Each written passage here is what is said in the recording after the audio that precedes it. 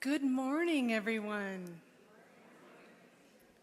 It is just lovely to see all these faces shining their bright lights here at Althea. I want to give everyone a warm welcome, especially if you haven't been here before or if you haven't been here for a while. Welcome back. And also I want to invite all of those who are joining us online. Thank you. A couple of brief reminders. Please silence your cell phones. We prefer to keep drinks and food in our dining hall. A closed container of water in the sanctuary is just fine.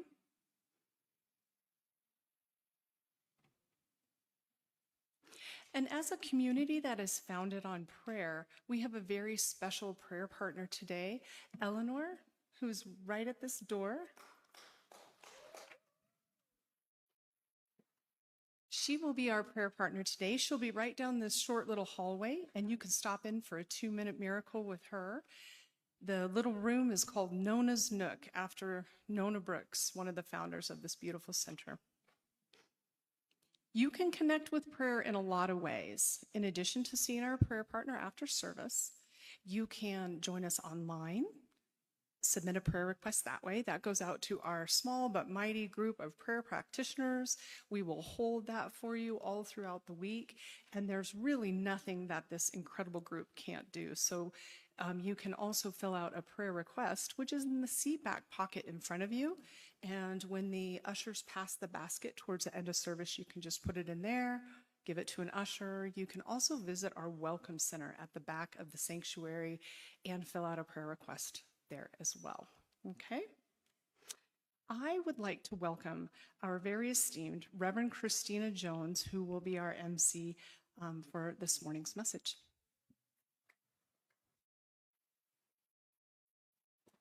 Thank you, Chris. Good morning. Welcome to Althea. Welcome, my dear friend. Dr. Lloyd Barrett is in the house. I adore this man. So if you're new to Althea, it was originally called First Divine Science Church, which is still our legal name. And it was later changed. It was founded by Nona Brooks and the Brooks sisters. Some of you that are familiar with religious science, Ernest Holmes sat back here. This was First Divine Science Church University, where she spoke on higher consciousness, meditation, oneness, affirmative prayer, love and light. And it's amazing, over 100 years ago, women founded this place. Isn't that amazing? Yes. Sits on beautiful indigenous land. And I believe deep in my soul, there's gold somewhere in this land. We just haven't found it yet. So welcome, and I am so honored and blessed. I've known Dr. Lloyd for over 10 years, dear. He's my practitioner, my confidant, my friend, and my mentor. We are blessed to have him here, so he will grace us. And if anyone is here for the very first time, and I think there's a lot of you that's been here for the very first time, please feel free to stand up. Hey, guys. Please, we will greet you with a flower. And stand up if you're willing. Come on, how many times you get to stand up and be applauded? Yes. Welcome. Welcome. And we have many events here, workshops here. Afterwards, our dining hall is around. If you go out here, make a right. You can visit with Eleanor for a practitioner session. Eleanor is amazing for prayer and higher consciousness. And thank you all for being here.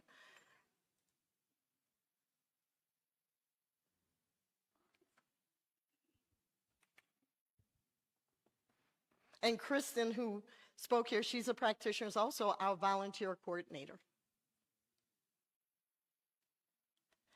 And Serona is doing something special before we do our amazing pray-in. And Renee Perkins is back from the Springs. Renee Perkins studied at Agape Michael Beckwith Center. She is an amazing singer and songwriter and working on an album, correct? Yes, she's amazing. A channeler of light, love, and music. She is amazing. So I invite everyone to take a deep breath, as we're going to pray in Serona, who's one of our board members. I call her the shaman. So just allow Serona and Kristen.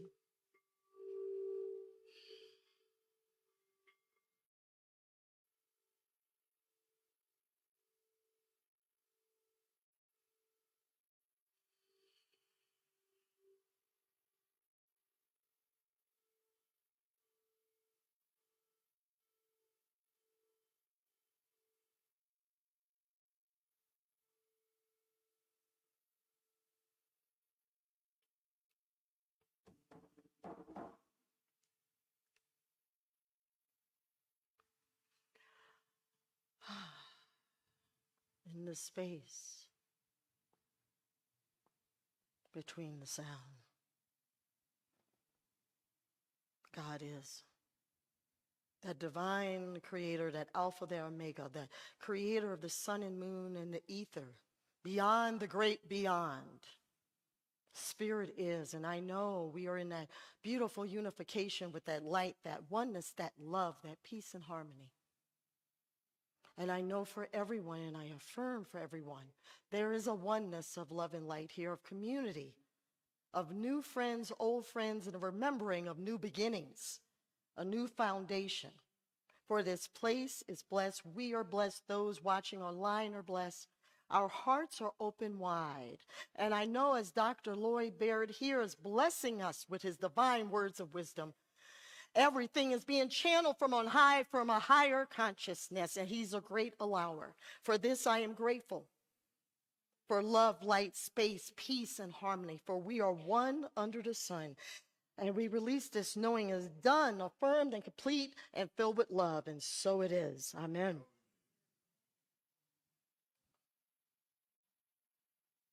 You have a reading?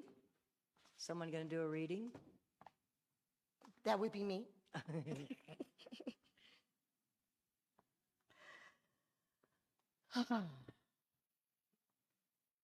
This is written by Nona Brooks, 1920. You will hear the guiding voice. I take it into the silence and lay my plan before infinite intelligence. The inner conviction will come. Follow it. Do not argue. Eliminate the personal wish. Maintain quiet, trustful attitude. Do not be afraid to follow inner conviction. A guiding voice exists in every experience. You will know that spirit is leading your choice. Go ahead with the utmost confidence.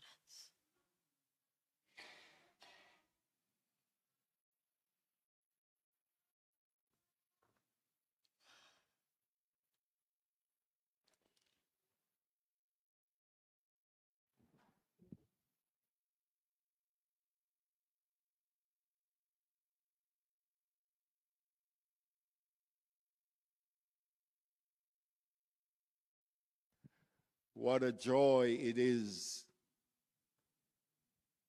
to be right here, right now. Every person present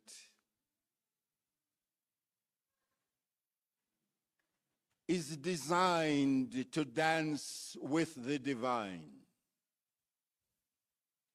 The divine dance is not some oratory nor some theological, educational phrase. The truth is, there is a divine inscription planted as if the divine has endorsed us individually, uniquely, dynamically, for extraordinary purposes. May we digest this divine reality.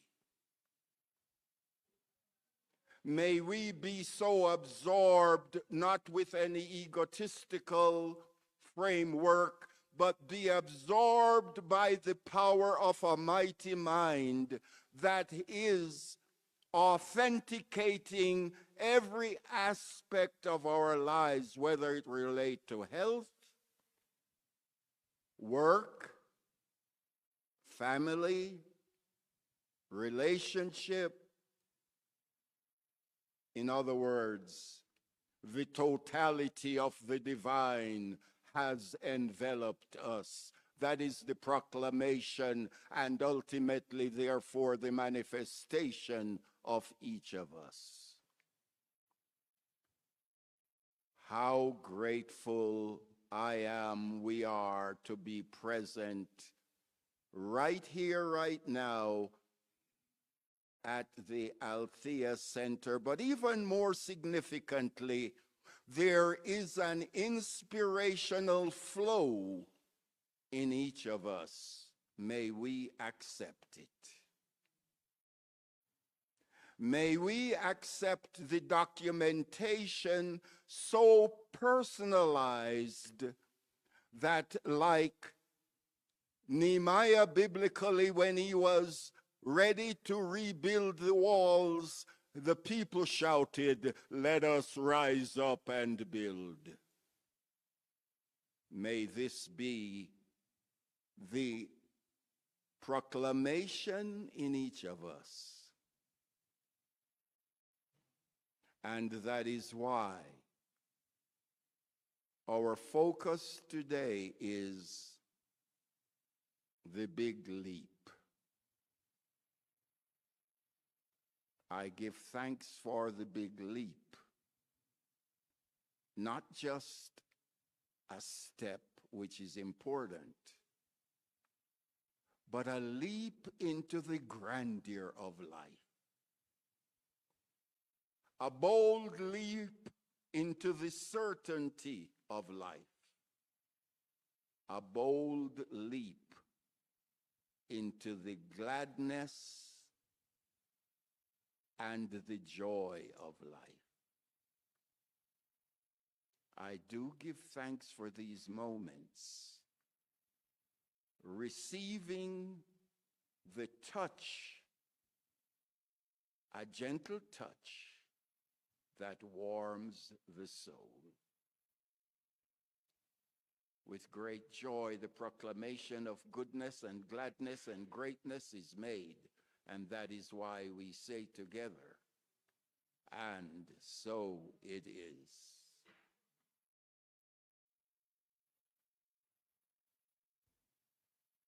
Is it the protocol here for me to proceed? It is. What a joy it is to welcome everyone, and thank you, Reverend Christina and Greg and every person present. The warmth is not just a temperature warmth, it's a vibrational and an inspirational warmth. When I was guided to share the thought on the big leap, it occurred to me that every person in life has a desire to express. Ernest Holmes placed it like this: the mind is creative, and so he said the ant must build an anthill, the child must play, the dancer must dance, the singer must sing. And do you know, sometimes they are doing that and they don't necessarily get an applause, because sometimes life has its own agenda. Sometimes you're ready to dance and life says, "What if your foot is hurting? Can't dance."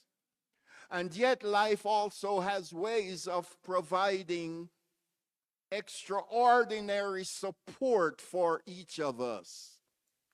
And so when I was guided to share the big leap, some of the ideas that came to my mind was, in 2007, right here in Denver, and some of you know the story, I won't prolong it, I was the minister for the evening service at Mile High, and I'm jotting down notes on November the 4th in 2007. I got up to check on my notes and I fell in the floor. I thought something had tripped me. I arrived, my wife took me to St. Joseph's Hospital, and lo and behold, they said, "How come your temperature is 102? Well, the silliness in me said, "Doctor, who goes around with a thermometer?" You know, I had no idea. And so the doctor looked serious, so I thought I'd better look serious myself. And he said, "Your temperature is 102. That's not a good sign." And so they kept me overnight. The following morning, the doctor sat on the bed. That was November 5th, 2007. He said, "Mr. Barrett, we've been monitoring your temperature all night. It's been between 102 and 104, and we don't know how to get it below 102, so we're going to send you home." He did. Fortunately, I did not get upset. I don't know what I was thinking. I thought, well, and I said to the doctor, "Well, you guys don't know, and you've been monitoring me all night, so I'll go home and talk to God then." I wasn't bragging, but I figured if the doctors didn't know, there's no sense arguing. You know, Ernest Holmes says God doesn't argue. So fast forward, I'm physically very weak. Remember our topic, the big leap. And in life, when you fall out at home, the big leap might be get up and stand up. But what if you can't stand up? So in this particular case, the following morning, I decided overnight, now I am at home, let's get up and see, can I meditate? Well, through the difficulty of standing up, I heard an inner voice said, "Well, go to a acupuncturist." I had never been to an acupuncturist in all my life. I went the following day. It so happened the acupuncturist was a practitioner. They put me on a machine and I heard, "Oh my God, if Reverend Lloyd is this sick, the world is coming to an end." She literally said that. And I said, "Am I that sick?" And so she said, "I have never seen the machine do anything like this before." I said, "Well, what is the machine doing?" She said, "The machine shows it have no energy." I said, "That's why I'm here. Because if I had energy, I wouldn't be here." So fast forward, we went to, I think the next medical care was the one on Wadsworth and 32nd, and then next to St. Joseph's. But the reason I'm sharing that phase, I never thought there would be a big leap in that whole process.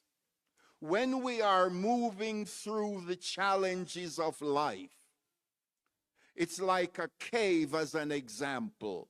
And we might ask ourselves, where is the light? Remember the cynical thought that says, the optimist said, "Oh, look, there is a light in the distance." And the pessimist said, "Yes, it's a train coming in your direction."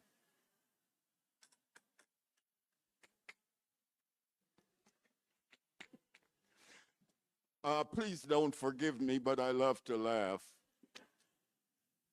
By the way, in many instances, to attain the big leap, whether it relates to health, even finances and relationship, I would encourage us to maintain a sense of humor. I have seen it work.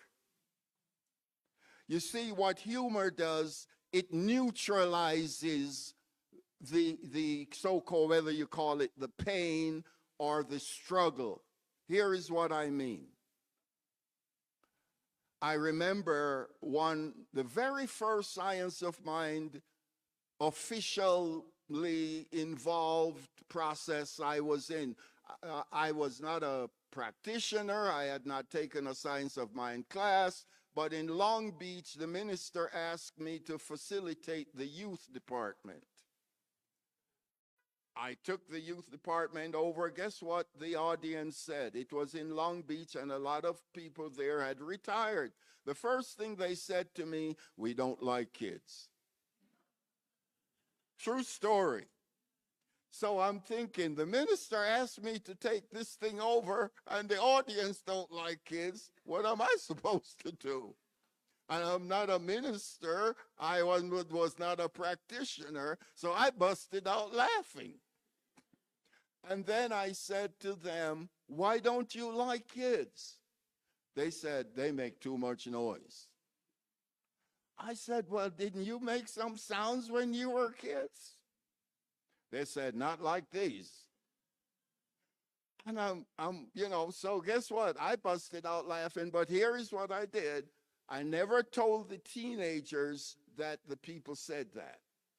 I thought, how can I transfer this negativity not only into something functional, but something even beyond that? So I said to the teenagers, this is a population that have a lot retirees.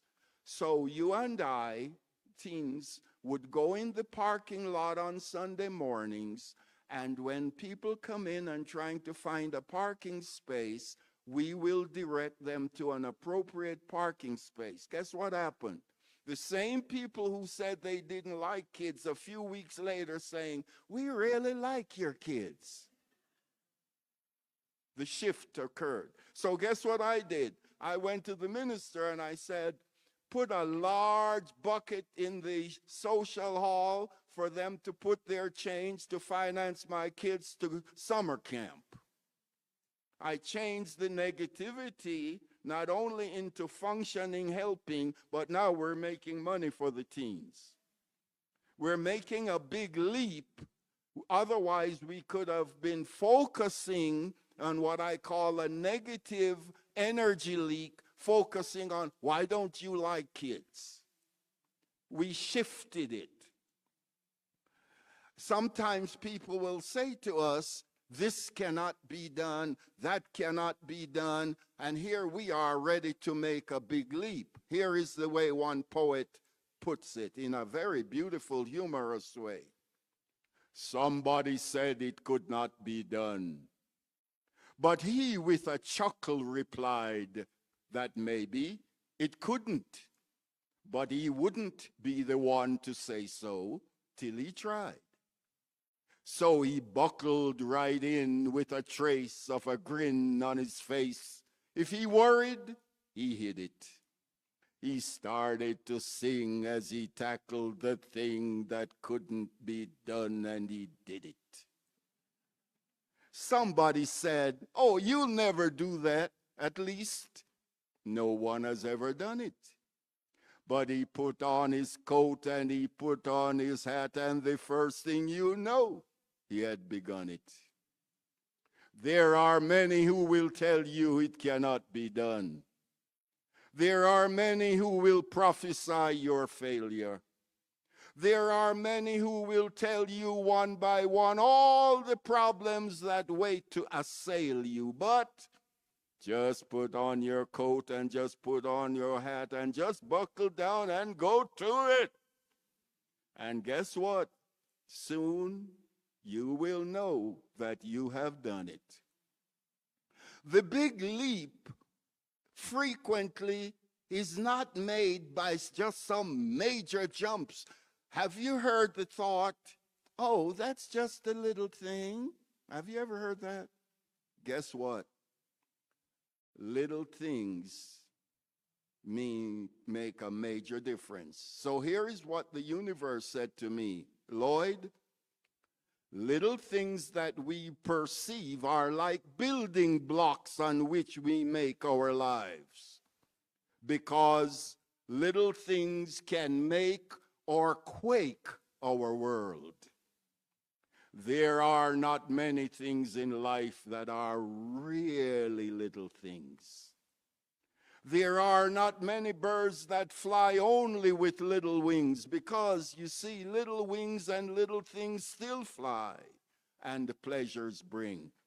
And then to top it off, if you don't think little things make a difference, lock yourself up in the room with a mosquito. It's a little thing. But notice what it can do for aggravation. Now let's look at it more closely.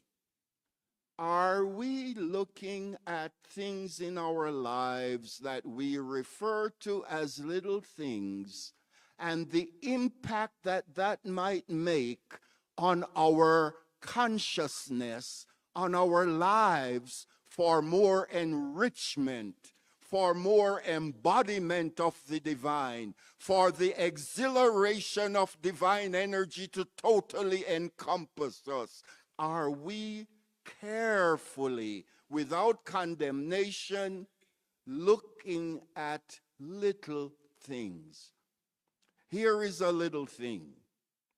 In 2002, my mother came from Jamaica to visit us, in this city. We were living in Lakewood at the time, 3160 Dover Court. My mother had never been to Denver. She had been to many places in the United States.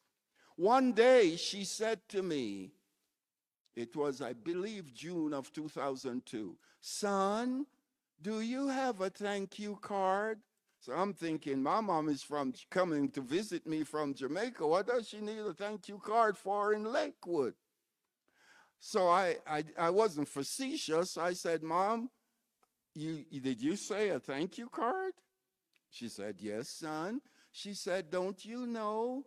Don't you remember that in Jamaica we have to go up to 2 miles to pick up the mail? And I notice here they bring mail to your house." My mom wrote the mailman in Lakewood a thank you card. Do you know what happened after mom left? The mail person started ringing our doorbell in Lakewood to bring me my mail. Talking about a big leap. Think about just one thought of kindness, one thought of encouragement, one. If she didn't have that consciousness in Jamaica, she wouldn't have brought it here. You never can leave your consciousness at the airport.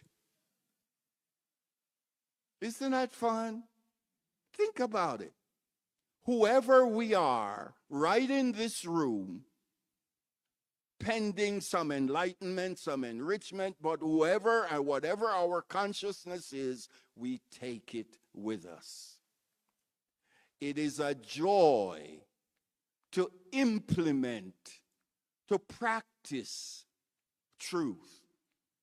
When I first started teaching in Compton, California, where I went to college to be a teacher, but I was just fascinated with selling. I still enjoy it. But I decided to start teaching. And I thought, well, when you go to church, it sounds so fascinating. You feel so exuberant and enthusiastic and with extraordinary joy. And I thought, is this practical? Can you carry it on Monday, Tuesday, Wednesday? So I thought, let's take one thought and see how it works. This is connected with the thought home saying, we are chemists in the laboratory of the mind. What shall we produce? I want to repeat that because this is practical for every one of us. We are chemists in the laboratory of the mind. What shall we produce? So I took the thought, if you look at beauty long enough, you become more beautiful. Now, this was a very interesting, this was 6th grade class, where between Friday and Monday morning, 1 in 5 child knew of a shooting in their community, a gun violence. So I thought, Monday morning, I can't just have a child come in and say, open up your reading book. They have other things on their minds. So I thought, I've got to prepare them. So if we look at beauty long enough, we become more beautiful. The first thing I thought, 2 or 3 times per week, I brought a flower from our home in Long Beach, and I put it in a little cup. 2 or 3 times per week, I had it on each student's desk. Secondly, when they would be coming in, I had nice music, sometimes mild jazz, but many times Mozart, Schubert, they're coming in. And then I noticed when I got there, I would call the roll. If I said John, they was, yeah. I thought, no, I don't think that's the way I want to train up my 6th graders, So I started having one word for the day. I don't know if you ever tried that for your own life or the life of your children.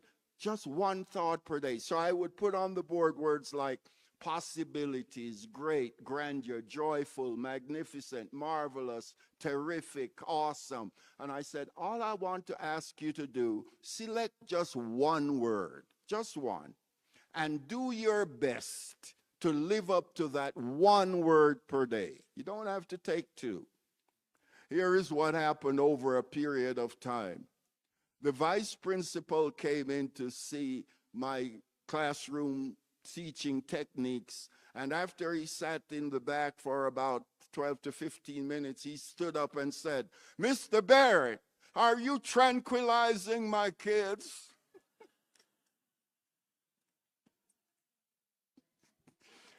He was accustomed to a lot of chaos. And I thought, how can you teach some kids? You can't even teach adults in chaos. How are you going to teach kids in chaos? And so I want to invite us, whether it's a thought by Nona Brooks, Melinda Kramer, Ernest Holmes, select a thought that registers. Maybe you're working on finances, prosperity. You might want to take a thought like, I am attracting magnificent moments that multiply my prosperity. Whatever, but I call it MPM, magnificent, powerful moments. Just like your doctor. See, I used to be a pharmaceutical salesman. So when I got into science of mind, I thought, the doctor would say, take this pill 3 times a day. Why don't I take a thought 3 times a day? I call it magnificent, powerful moments, and you can name it whatever you do.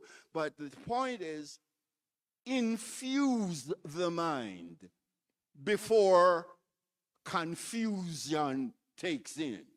The world tends to be having a lot of confusion. So what do? Instead of joining in with the confusion, begin a mind infusion. Just say, this is my mind infusion moment. Excuse me. See, people can't get angry at you if you say this is my moment, because that's your moment, my moment. So guess what? Let's practice this. Take a deep breath.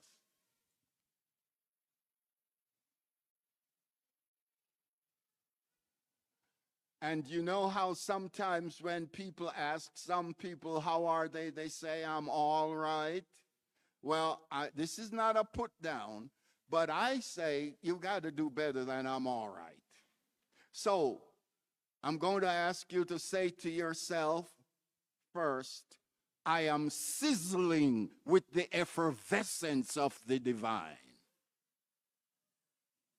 So just say it in your mind first, then we're going to say it out aloud.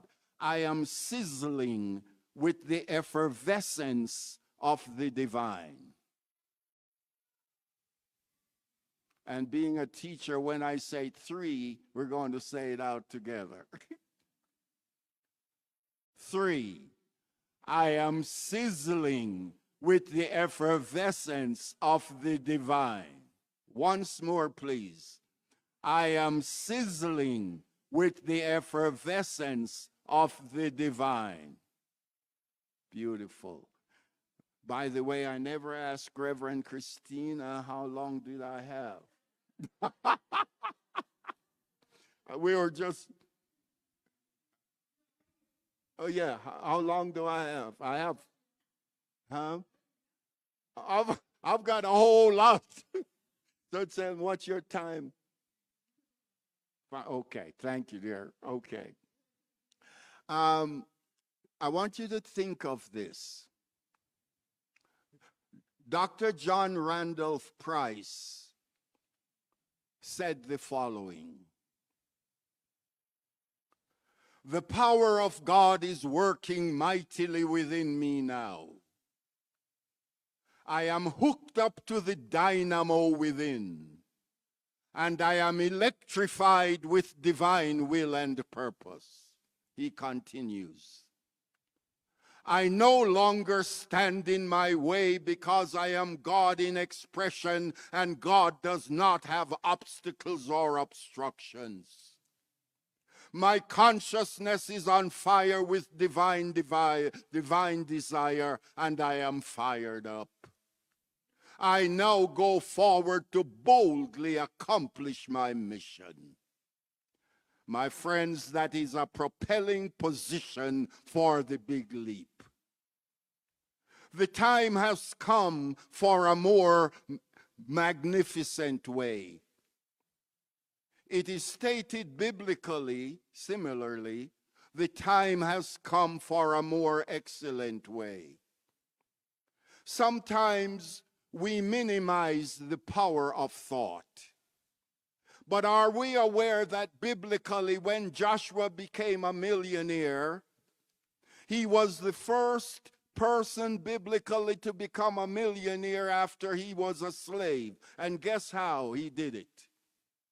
His affirmation was with Caleb: let us go up at once and possess it, because we are now ready to take it. That wasn't bragging. That was what I call spiritual certainty.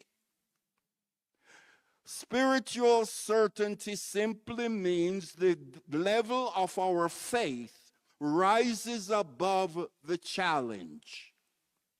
It is not a feeling of saying, hey, look what Lloyd is doing. Lloyd isn't doing nothing other than what is thought has been propelling him to do. What I mean by that, as an example, many times we ask people, how are you feeling? I offer a suggestion. Let's ask ourselves and others, how am I thinking? Because the thinking propels the feeling, and the feeling propels the leap. Have you noticed that many people have a lot of goals written down, but after 2 or 3 weeks, they forgot what they wrote down? The feeling level has not reached the zenith level to continue the leap. The leap means things are in place for a propelling dimension of who we are. It is not a bragging situation. It's a feeling of certainty, we could call it. God, my mother, I used to laugh at my mother in a gracious way. Imagine, many of you may not know, I enjoyed working for Pabst Brewery for 10 years. I sold beer in 10 states and Washington, D.C. And she would call me sometimes in Cleveland from Jamaica. Son, when you pray, say Yahweh, it gives you more power. Well, I wasn't thinking about praying at the time. But she was planting seeds within me. I want to, as we close, I want to encourage us to carefully examine thoughts. Even more significantly, let us examine our patterns. Our patterns will determine what is propelling us whether it's towards more productivity or more prosperity. I'm moving into a closing prayer and some affirmations. Please take a deep breath.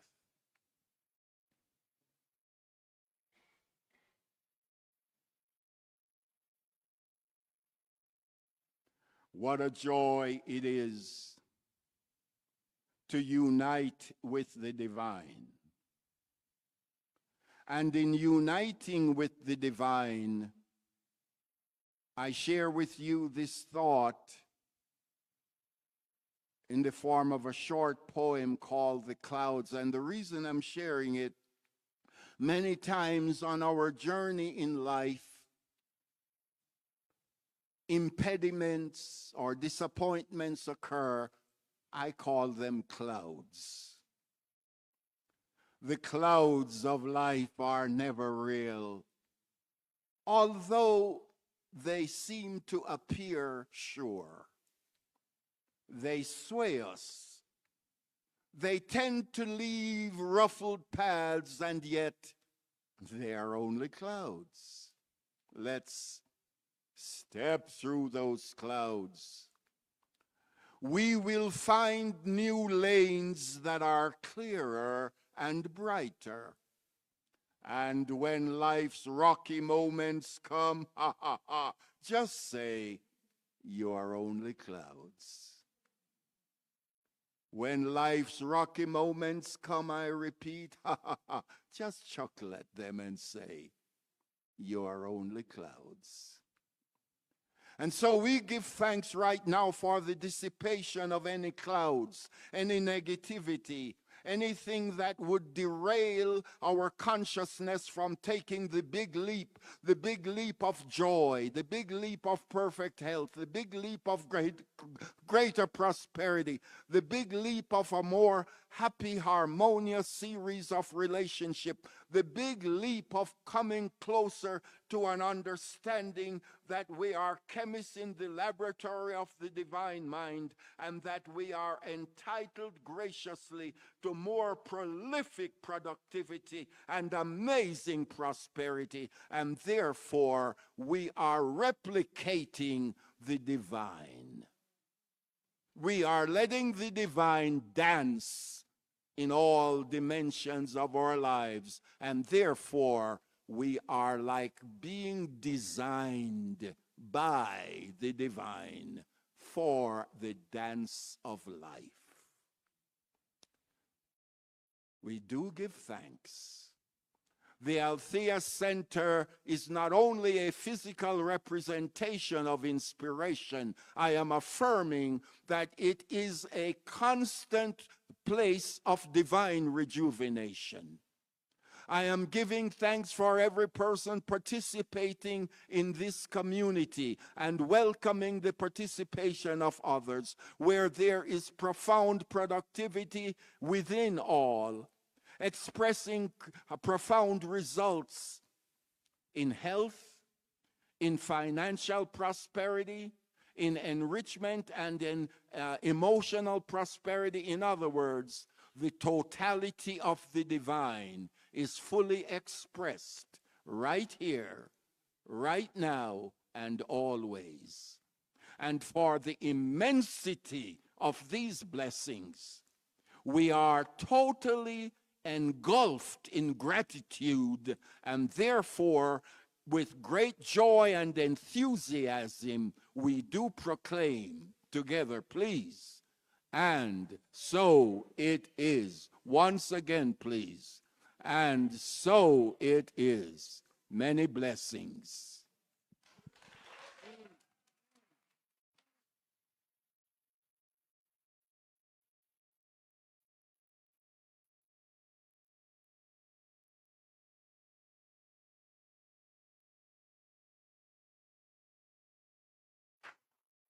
Thank you. Thank you.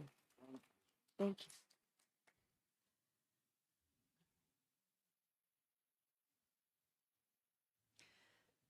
Wow. So on the tails, the energetic tails of Reverend Dr. Lloyd, thank you so very much for that. absolute incredible energy. I felt like this would be a great song. It's a chant. I did not bring words, but you all are so smart, you're going to get it really fast. And I know there's sopranos and there's altos. We have a choir here. So rise up. You don't physically if you want to, but this song is called I Am. And it is a song chant, but we're just going to do the chorus part. So, and I want to, again, just invite you to feel what it is you're saying. It is in the tailgates, what he just, it's the I am presence. This is what we're chanting about.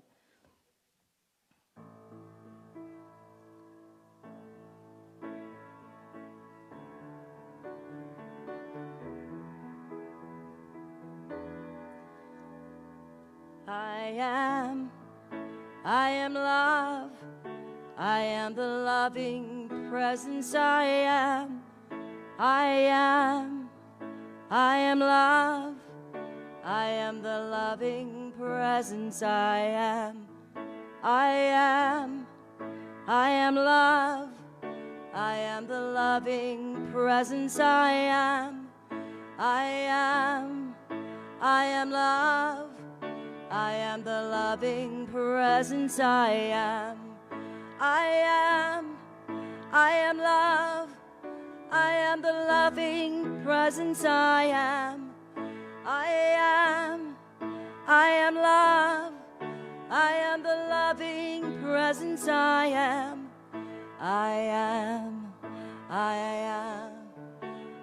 the loving presence, I am love, I am the loving presence, I am. One more time. I am love, I am the loving presence, I am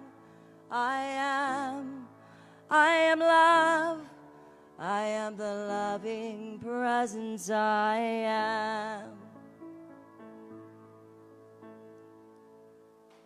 Thank you. That was beautiful. Thank you, Renee. And again, thank you, Dr. Lloyd. Thank you, thank you, thank you, thank you.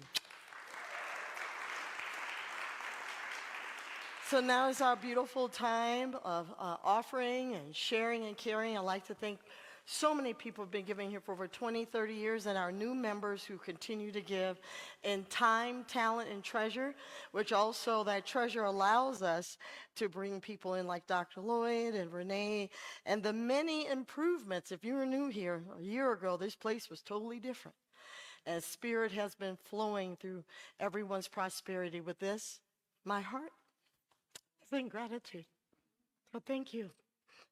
And I also, when I do my bills or circulate money, I say a prayer knowing everything comes back to me. So when you give, together we say here at Althea, the universe provides all that I need, all that I give. With great joy, I share my prosperity, planting seeds for a world I'm helping manifest. And so it is. Thank you. And there's our scan. You may go to altheacenter.org. All donations are tax deductible. And if you like to volunteer, some of you all know Kristen. If you want to volunteer and come have fun with us, we're a kooky little group and we have fun. And if you go to our website too, you always see what's coming up. Every Sunday we have potluck. Sometimes people, one time Eleanor made some banana bread that everyone ate and I didn't get any. So you never know. People bring food. Thank you all. So our dining halls, when you go out, make it right.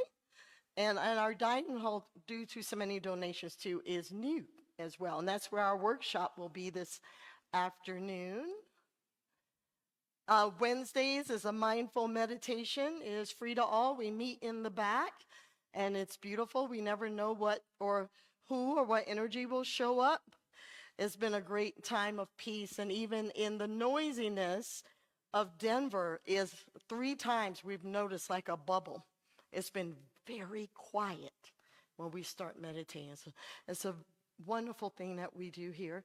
And our visioning class, Renee and I are teaching. It's actually Michael Beckwith's visioning class. So I'm introducing that to some of you know about it in the room, some of you don't. It is life-changing. It's not a visualization. It is meditation with certain processes. And then when we vision together like we meditate together, we're all connected to that one source.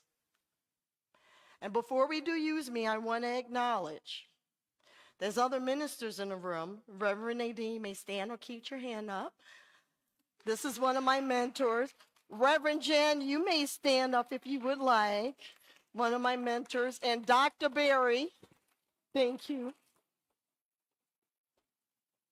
Thank you all for being here. Thank you. And Renee is going to lead us in Use Me. Yes, thank you.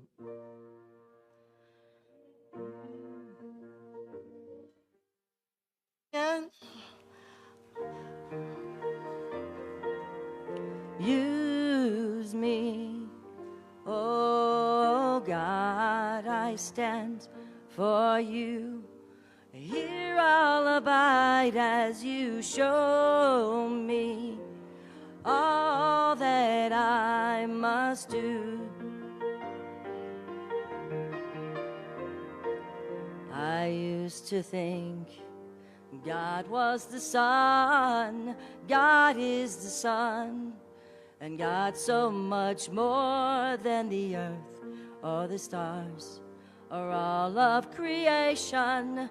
God is creator, all and all, needing us to shine its light as me, as you use me. Oh God, I stand for you, and here I'll abide as you show me all that I must do. Show me all that I must do. Show me all that I must do.